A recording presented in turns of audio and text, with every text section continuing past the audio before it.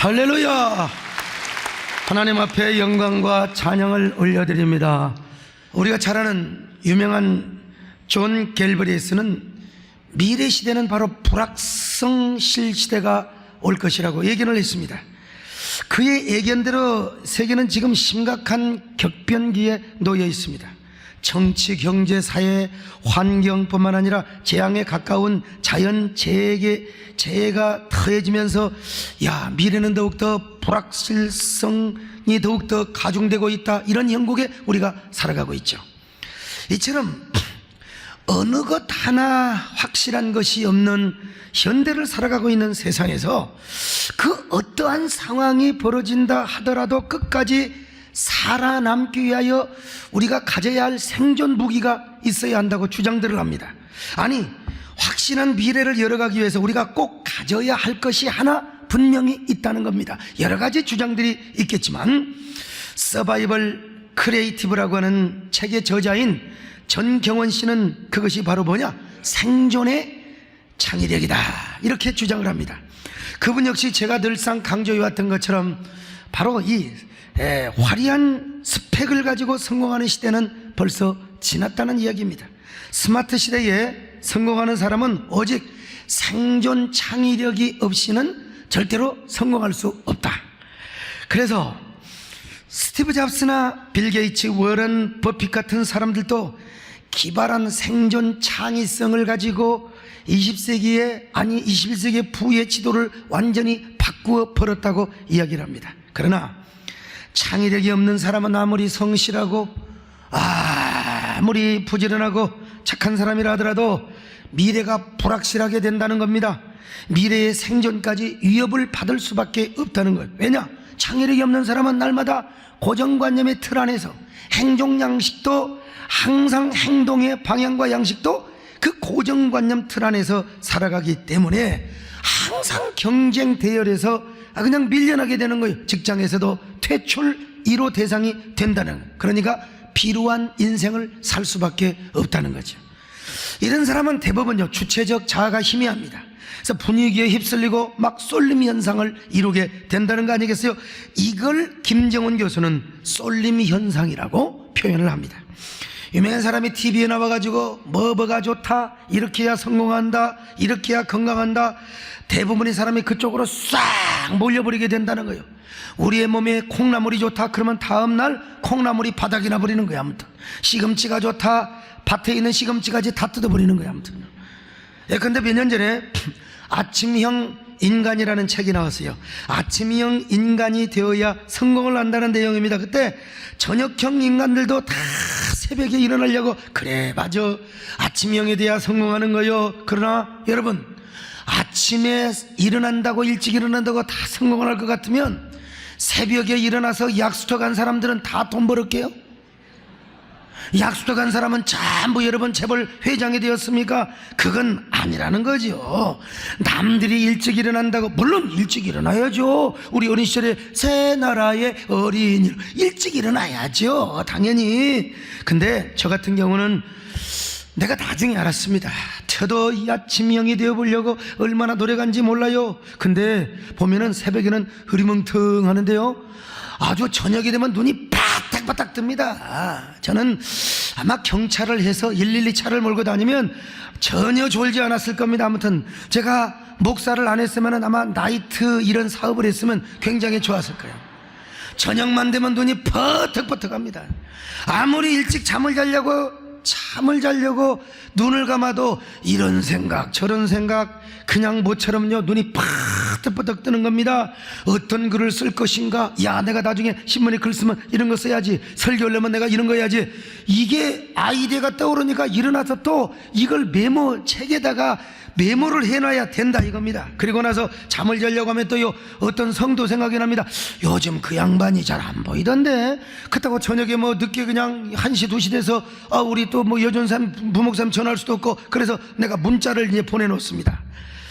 남들이 막 저녁에는 헤매고 있는데 저는 독서를 하면 머릿속에 쏙쏙 들어가고, 그리고 막 책을 읽고, 그러다 보니까 저녁에 글을 쓰고 책을 써가지고 거좀 30억 원이 넘는 42억 원 가까이 되는 책을 썼습니다. 그리고 책의 절반 이상의 교계에 준 베스트셀러가 되었고, 그 중에 몇 권은 아주 초 베스트셀러가 되었다는 거예요.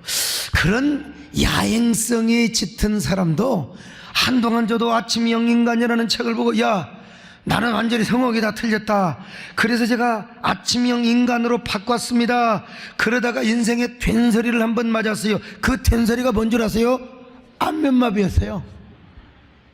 안면마비를 당해보고 나서 야 난 역시 저녁형으로 살아야 되겠구나 그랬습니다, 여러분. 그래서 이제 아주 특별한 경우를 빼놓고는 조찬 모임에 안 갑니다. 어떤 사람이 안 나온다고 하지만 당신도 안면마비 와보라 이거요.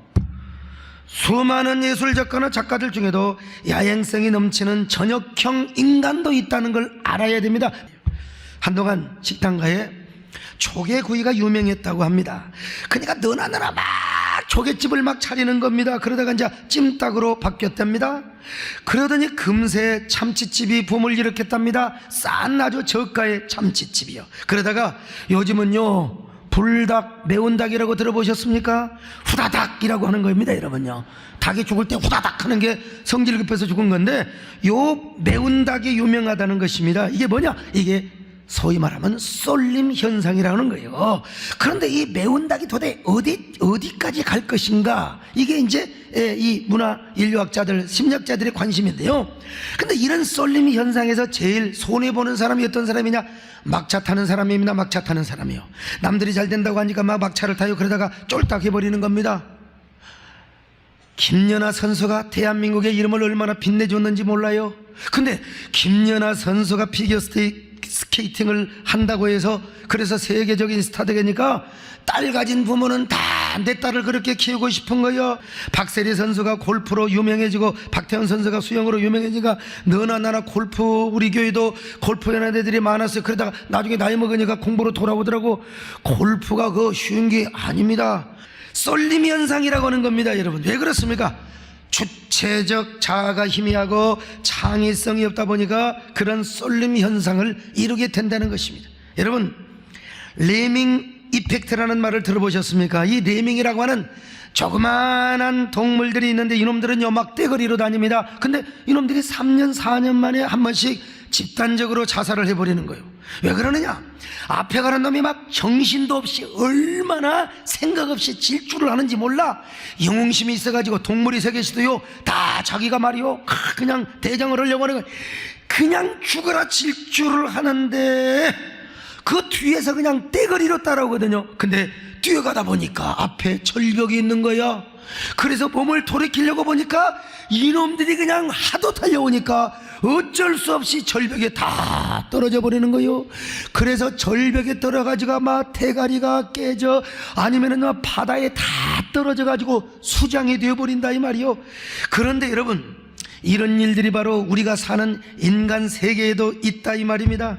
왜 그러느냐? 이런 사람들에게 주로 주체적인 자아가 희미하게 되고 창의성이 없기 때문에 그렇더라 이 말이요. 따라서 우리가 이런 시대 속에 살아가는 우리가 살아남고 미래의 주도적인 그런 지도력을 발휘하고 성공자가 되기 위해서는 창의력을 가져야 된다. 여기까지 창의력이 중요하다는 사실을 말씀을 드렸습니다. 그러기 위해서 서바이벌 크리에이티브의 저자 전경원 씨는 우리의 뇌를 어떻게 해야 되냐? 바로 이 창의 훈련을 시켜야 된다는 겁니다. 창의적으로 뇌를 트레이닝을 해야 된다는 거예요. 뇌를 어떻게 트레이닝하느냐? 내가 이거 여러분 강사는 아니기 때문에 그래야 우리가 창의력의 불씨를 살려낼 수 있다고 강조하는 것입니다. 참으로 불확실성 시대를 살아가고 있는 현대인에게 좋은 지혜를 주는 아주 좋은 어떤 그 아이디어를 주는 책이라고 봅니다만, 그러나 오늘 저는 창의력을 소유하고 창의적인 삶을 살아가는 데 있어서 정말로 더 중요한 게 뭐냐? 창의적인 말을 해야 된다는 사실을 여러분에게 말씀을 드리려고 하는 거예요. 왜냐하면 아무리 우리의 뇌를 트레이닝을 하고 말이 부정적이고 아무리 트레이닝을 해도요 우리의 말이 부정적이 되어버리면 절대로 안 된다 이 말이에요. 아무리 우리의 뇌를 아무리 창의적으로 훈련을 시켜놔도 말이 비관적이고 말이 파괴적이고 말이 부정적이 되어버리면은 여러분 이게 멜장 도루묵이 되어버린다는 사실입니다.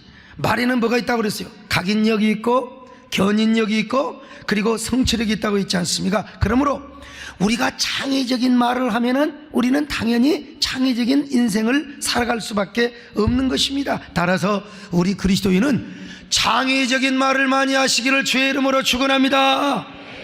창의적인 말을 많이 해야 우리 그리스도인들이 생산적이고 창조적이고 정말 아주 긍정적인 삶을, 창조적인 삶을 살 수 있지 않겠습니까? 왜 그럴까요? 우리 하나님께서요 말씀으로 천지 만물을 창조하셨습니다. 하나님은 말씀 한마디로 자 빛이 있으라 빛이 있습니다. 야 바다가 있으라 궁창의 물이 나눠지라. 그러니까 그대로 되어버리는 거예요. 하나님이 말씀하시면요 그대로 됩니다. 자 창세기 1장 3절 시작. 하나님이 이르시되 빛이 있으라 하시니 빛이 있었고 하나님이 말씀하세요. 야 빛이 있어라 빛이 있어버렸네요. 자 창세기 1장 7절 시작. 하나님이 궁창을 만드사 궁창 아래의 물과 궁창 위의 물로 나누어지게 하시니 그대로 되니라 그랬어요. 그대로 되니라 말씀하시니까 그대로 되니라. 하나님이 말씀하시면 그대로 되니라. 오늘 본문은 이 사실을 이렇게 또 재해석하고 설명하고 있습니다. 시편 33편 6절입니다. 시작. 여호와의 말씀으로 하늘이 지음이 되었으며 그 만상을 그의 입기운으로 말씀으로 지었고 입기운으로 여러분 말로 하셨다는 거예요. 그 다음에 시편 33편 9절입니다. 시작. 그가 말씀하심에 이루어졌으며 말씀하심에 이루어진 줄로 믿습니다. 명령하심에 경고히 섰습니다. 여러분요 그러니까 무슨 말이냐? 한마디로 하나님은 말씀으로 천지를 지으셨다. 말씀으로 세상을 창조하셨다. 그러니까 무슨 말입니까? 하나님의 말씀에는 창조의 능력이 있다. 하나님의 말씀에는 창의성이 있고 생명력이 있다는 것입니다. 그래서 지금도 하나님은 당신의 말씀으로 우리를 새롭게 하시고 우리를 새롭게 빚으시고 오늘도 말씀을 통하여 여러분들에게 새로운 은혜를 공급해 주심을 믿습니다. 그러니까 여러분 이런 창의적인 말씀이요 창조의 능력의 말씀을 받는 오늘 우리가 맨날 부정적인 말씀을 하고 사명의 말을 해야 되겠습니까? 여러분, 하나님의 말씀에 창조력의 말씀을 받고 그 말씀이 우리의 생명의 양식으로 삼는 오늘 우리가 창의성이 있는 말을 하고, 여러분, 우리가 창조적인 말을 해야지요. 그래야 우리가 창의가 넘치는 창조적인 삶을 살아가는 거 아니겠습니까? 과거라고 하는 건요, 역사라는 기록을 만들어가지만 창의적인 사람은 창의적인 말로 언제나 미래를 만들어가는 사람입니다. 그러므로 우리는요, 먼저 나 자신을 향하여 창의적인 말을 해야 됩니다. 그러면 나 자신에게 언제나 창의적인 삶의 세계가 열리는 거예요. 우리 하나님을 향하여 하나님도 생각할 수 없을 정도의 기가 막힌 창의적인 고백을 하고 창의적인 찬양을 할 때 하나님이 여러분에게 창의의 축복의 세계가 열리는 하나님의 놀라운 축복을 여러분에게 허락해 줄 줄로 믿습니다. 상대방에게도 마찬가지요. 타인에게 우리가 아주 그냥 상대방을 감동시키는 상대방과 창조적인 상대방에게요, 생각할 수 없는 감동시키는 말을 해봐요. 그러면 상대방과 나와의 관계가 언제나 창의적인 관계가 지속되고 창조적인 관계가 열려지게 된다 이 말이에요. 자, 그렇다면 우리는 어떻게 창의적인 말을 할 수가 있는가? 이게 여러분 중요하지 않습니까? 첫째로 창의적인 사람을 모방하는 습관을 우리가 가져야 돼요. 모방한다고 해서 무슨 다른 사람을 모방하는 게 아니라 성경에 얼마나 영웅들이 많이 나옵니까? 믿음의 영웅들요. 그분들이 다 대부분요, 하나님 앞에 창의적인 고백을 한 사람들이요. 이 창의적인 언어를 우리가 배움으로써 야, 우리도 그들처럼 창의적인 은혜와 축복을 받게 된다는 것입니다. 열왕기상 3장을 보면은요, 솔로몬의 1000번째 스토리가 나와요. 그는 왕이 되어서 맨 먼저 했던 게 뭐요? 1000번제를 드렸습니다. 그때 하나님이 감동을 받으시고 솔로몬에게 오셔서, 애야, 너 뭘 줄까? 내가 너에게 뭘 주면 좋겠어? 그랬더니 솔로몬이요, 하나님 저에게 지혜를 주세요. 제 아버지는 능력도 많고 지혜도 많았는데 나는 아버지만 못하거든요. 하나님을 기쁘시게 할 수도 없고 저는 정말 제가 정치도 제대로 못합니다. 이스라엘 백성들을 제대로 다스릴 수가 없으니 주여, 아버지여, 저에게 지혜를 주옵소서. 여러분, 하나님의 마음을 감동시켜 버렸어요. 세상의 솔로몬아, 너는 어떻게 이렇게 나를 감동시킬 수 있단 말이냐? 너가 부도 구하고 수도 구하고 영광도 구할 수 있을 텐데 세상에 네가 지혜를 구하다니, 내가 너에게 구하지 않는 부귀와 영광까지 내가 너에게 다 줄 것이다. 자, 열왕기상 3장 11절로 13절을 같이 봅니다. 시작. 이에 하나님이 그에게 이르시되 내가 이것을 구하도다. 자기를 위하여 장수하기를 구하지 아니하며 부도 구하지 아니하며 자기의 원수의 생명을 멸하기도 두하지 아니하며 오직 송사를 듣고 분별하는 지혜를 구하였으니 부귀와 영광도 내게 주노니 내 평생에 왕들 중에 여러분, 솔로몬이 하나님 앞에 기가 막힌 창의적인 고백을 한 거예요. 하나님, 원수들을 하나님 물리쳐 주세요. 참 나쁜 놈들 세상에 영모를 꾸미고 내가 왕이 되려고 하는데 아도니아 줄에 섰던 저놈들 말이야. 하나님, 내가 죽이면은요 참 또 정적을 했다고 하니까 하나님이 좀 처단해 주세요.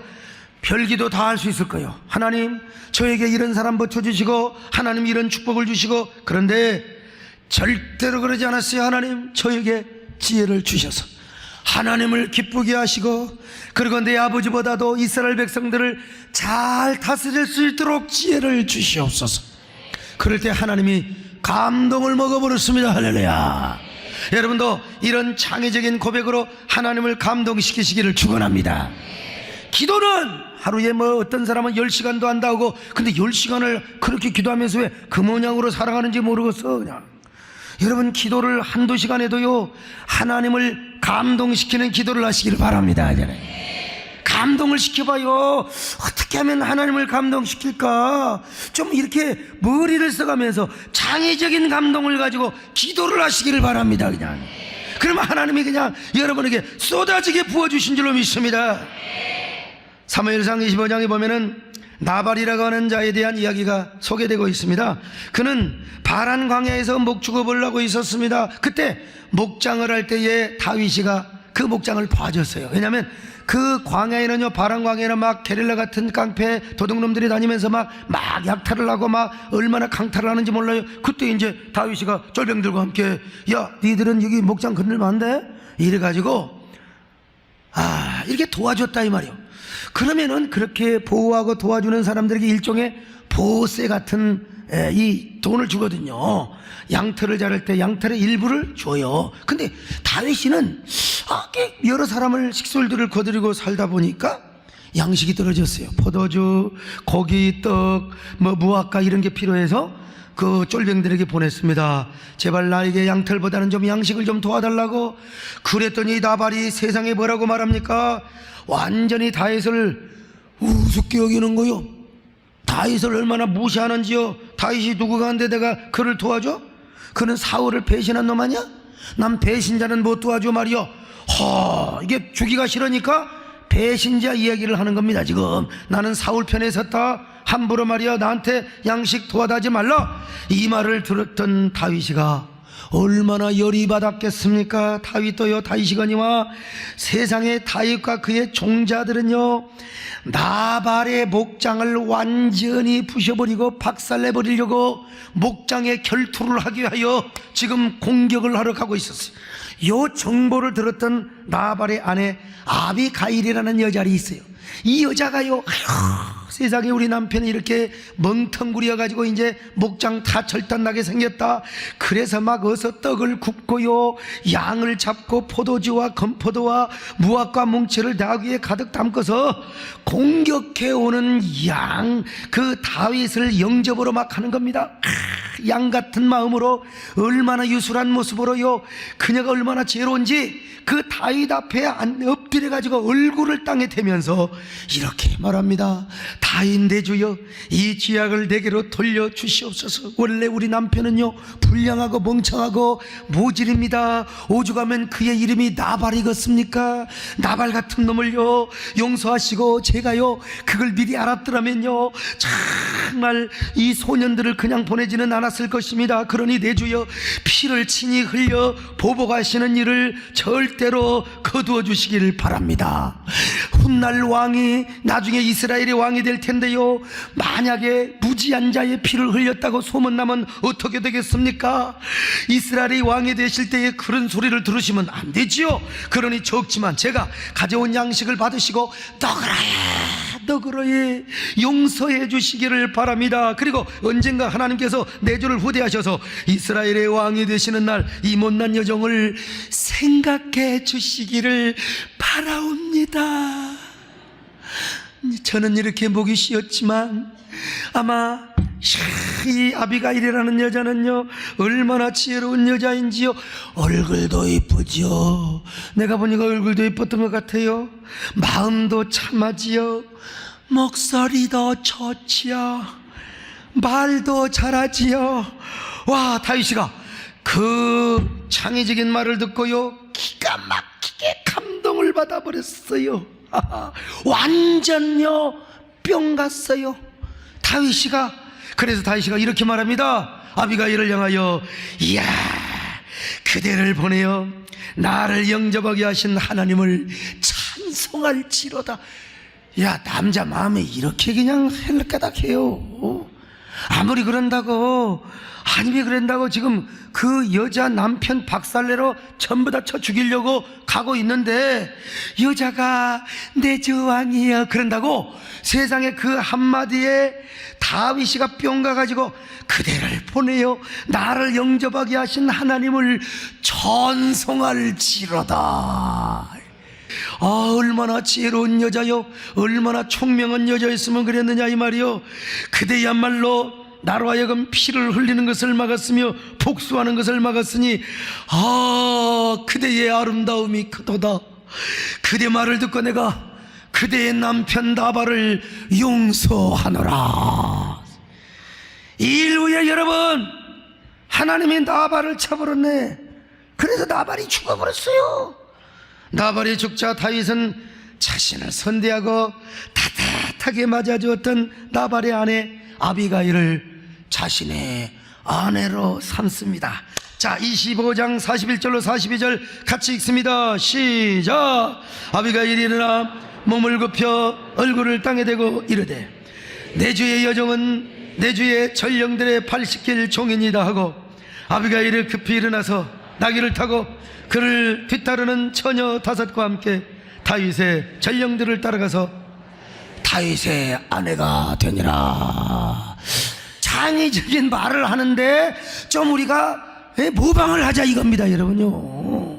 그런 모방과 답습을 통해서 우리가 창의적인 말을 하며 창의적인 삶을 살 수 있다는 것입니다. 여러분들에게 이런 창의적인 지혜가 있기를 바랍니다. 두 번째, 발상의 전환을 잘해야 돼요. 발상의 전환을 안 하는 사람이 맨날 고정관념의 틀 안에 살아가요. 근데 어떻게 창의적인 말을 하며 창의적인 삶을 살아가겠습니까?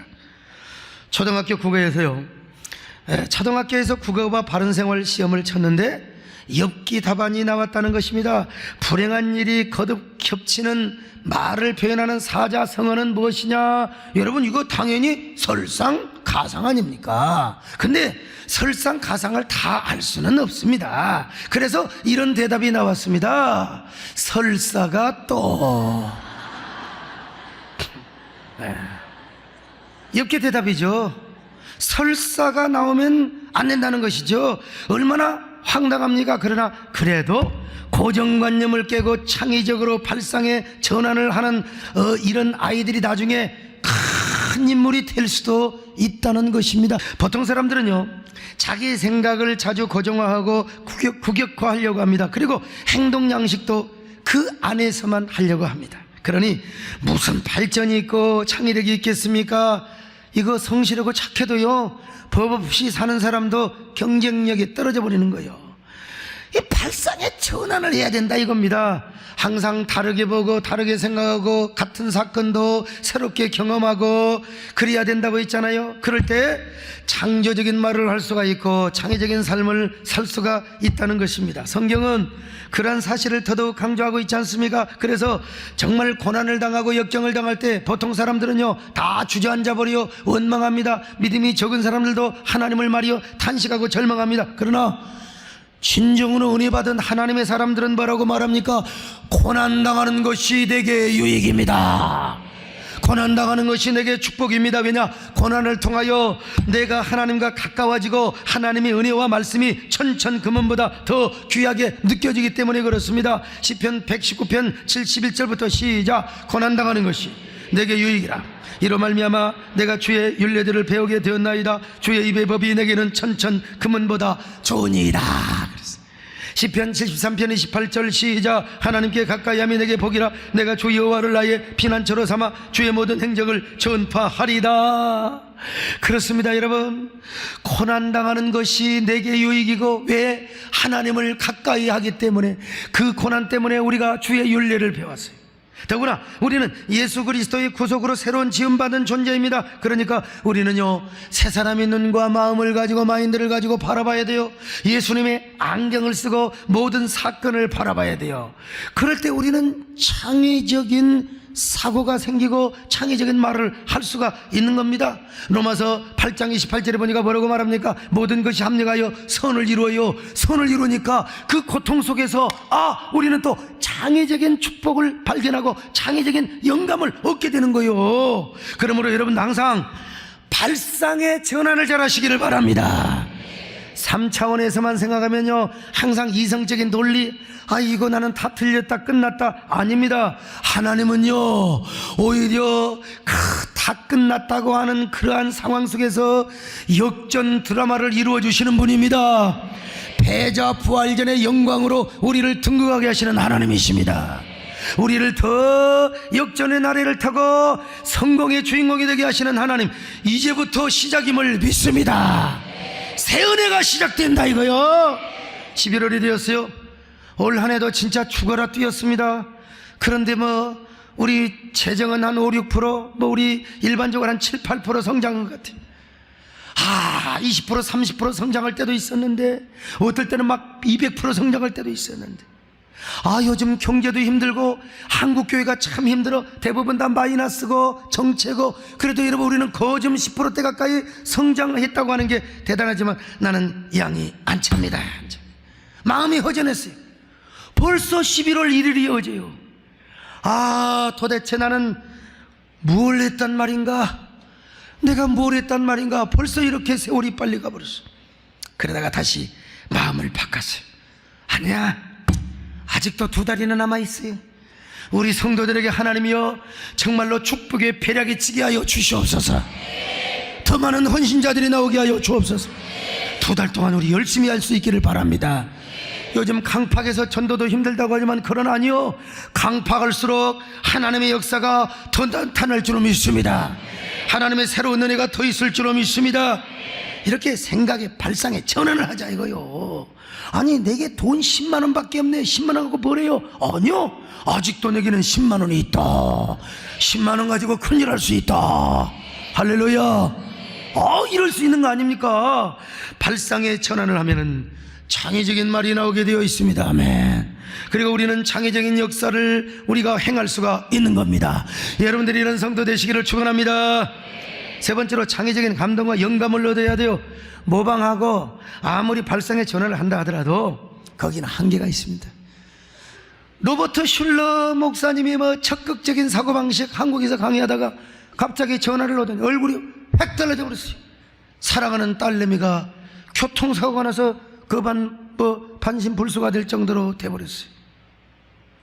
그렇게 긍정적이고 적극적인 사고방식을 이야기하던 분이 그런 일이 닥치니까, 세상에 그런 일이 닥치니까 아무리 적극적 긍정적인 얘기를 하는 분도 자기 가정에 이런 일이 닥쳐버리니까 그냥 슬픔과 탄식이 다. 그래서 여러분 우리는 아무리 우리가 노력한다고 되는 게 아니에요. 하나님으로부터 거룩한 감동과 창의적 영감을 받아야 됩니다. 그럴 때 그런 고난과 혼란 속에서도 우리는 창의적인 말을 하게 되고 우리는 창의적인 헌신을 하며 창의적인 축복을 누릴 수가 있게 된다 이 말이에요.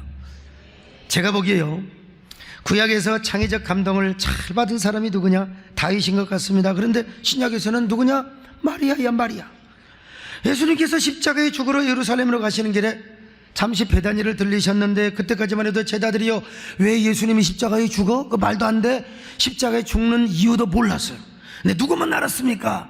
마리아만 알았습니다. 마리아는 은혜 받은 여자입니다. 그리고 말씀을 잘 듣는 여자요, 오늘도 은혜 받은 사람은 주님의 뜻이 보입니다. 은혜 받은 사람은 목사의 의중이 보여요. 꼭 뭔 말을 해야 됩니까 여러분? 그래서 창의적 영감이 떠올랐던 것입니다. 십자가에 죽으러 가시는 예수님을 위하여 옥합을 깨뜨려야지, 향유를 부어드려야지요. 예수님 당시 랍비나 귀한 손님이 오시면 대야에다가 탁 물을 떠놓고 발을 씻어드리는데 그냥 씻겨드리는 게 아니에요. 거기에 향유를 몇 방울 딱 떠서 씻겨드렸습니다. 요즘으로 하면 허브 같은 것이죠.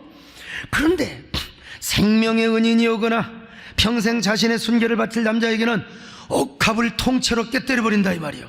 그런데 마리아가 내가 예수님께 온 사랑을 드리겠습니다, 온 정성을 바치겠습니다. 아니 여러분, 예수님이 눈치를 준 것도 아니에요. 예수님이 안 했어요. 누가 와가지고 예수님이 이런 거 좋아한단다 코치 준 것도 아니에요. 요즘으로 말하면 부교육자가 막 그냥 다니면서 말이요, 그냥 바람 잡아주고 그럼 바람잡이 역할을 하는 사람 하나도 없어요. 그런데 스스로 감동을 받고 스스로 영감을 얻어. 이게 뭐요? 창의적 영감입니다 여러분. 오늘 창의적 영감을 여러분도 잘 받으시기를 바랍니다. 창의적 영감을 받으면 우리가 창의적 헌신을 하게 되어 창의적인 말을 하게 되는 거예요. 그래서 이 여자는 고가의 옥합을 깨뜨려서 주님의 온몸에 향유를 부어드렸습니다. 그리고 자신의 머리를 풀어서 주님의 발을 씻겨드리는 거예요. 이때 마리아가 얼마나 행복했겠습니까? 얼마나 감동이 넘쳤겠습니까? 그래가지고 마마 그냥 눈물을 흘려요. 그리고는 말이요, 그냥 그 향유로 옥합을 다 그냥 깨뜨려서 향유로 주님의 발을 씻겨드리는데 뭘로 씻겨드려요? 머리를 풀어가지고 머리로 그냥 주님의 발을 씻겨드릴 때 향유와 눈물이 범벅이 이루어진 채 아마 이런 고백을 하였을 것입니다. 주여, 내가 무엇인데 이런 녹합을 깨뜨릴 수 있단 말입니까? 내가 주님 앞에 무엇입니까? 보혈로 사신 자 아닙니까? 나는 주님 앞에 깨뜨린 녹화 두려진 사람 아닙니까? 나를 도우소서 일으키소서 나와 동행하소 주시고 내 영혼 얻게 하시니 주님을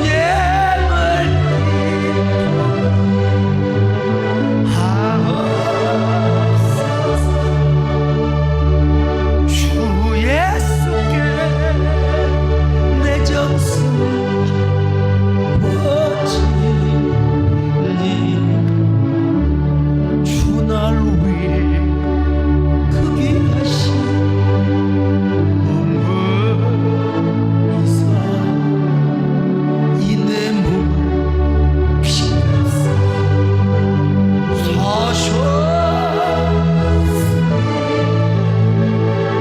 주 예수께 내 정성 바치니 내 생명도 주 예수께 내 생명도 주 예수께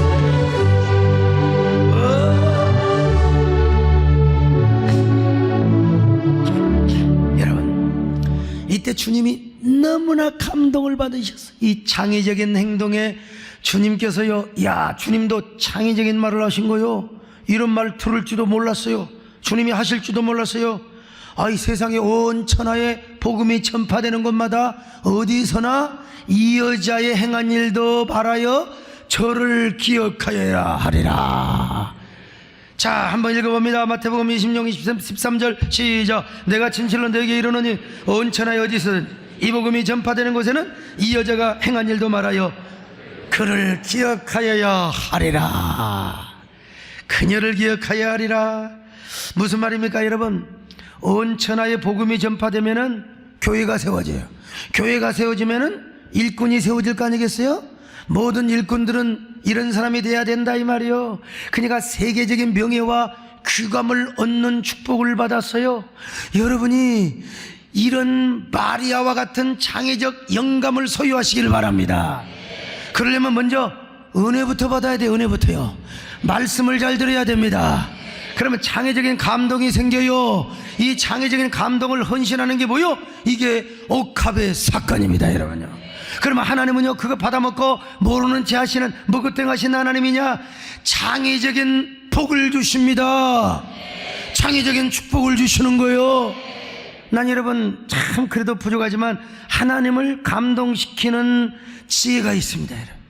전 부족하지만 하나님을 감동시키는 지혜가 있다 이거요. 예배당 지을 때요, 아우 정말 돈이 많이 필요했습니다. 성도들은 가난하고 누가 와서 한꺼번에 좀 한 몇백억 바칠 사람 없나? 하나님 한꺼번에 500억만 주세요, 1000억만 주세요.